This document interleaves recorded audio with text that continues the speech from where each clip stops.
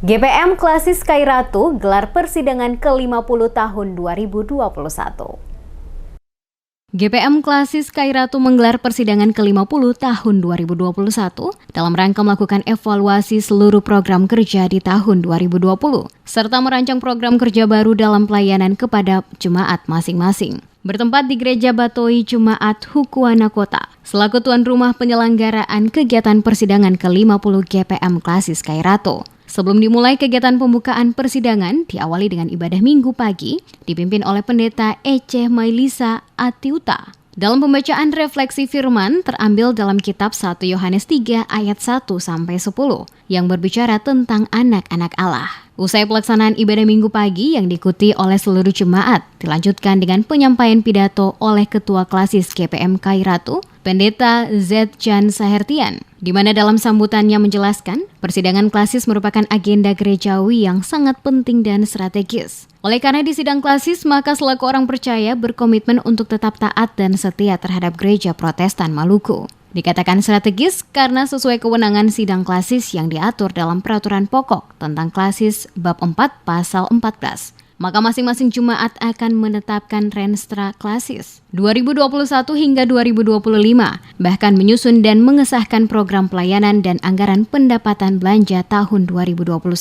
Dalam bingkai perencanaan strategis, Klasis GPM Sky-Ratu berusaha menjawab dinamika sosial masyarakat yang mengalami keterpurukan dan krisis di berbagai bidang yang akhir-akhir ini dirasakan oleh umat maupun masyarakat. Dengan mengangkat tema, beritakanlah tahun rahmat Tuhan telah datang dan kerjakanlah keselamatanmu. Dan subtema, menjadi gereja yang menghamba kepada Allah demi kesejahteraan bersama di tengah-tengah dunia. Dikatakannya, gereja yang menghamba kepada Allah adalah gereja yang memiliki relasi yang baik dengan Allah, yang membutuhkan orang lain, bahkan harus bekerja sama dengan semua potensi yang ada di sekitarnya. Untuk itu, ke depan, para pelayan dan umat di Klasis harus terus membangun wawasan pluralisme dengan memaksimalkan perjumpaan antara umat beragama dengan program-program bersama dan membangun serta meningkatkan interaksi antar umat beragama.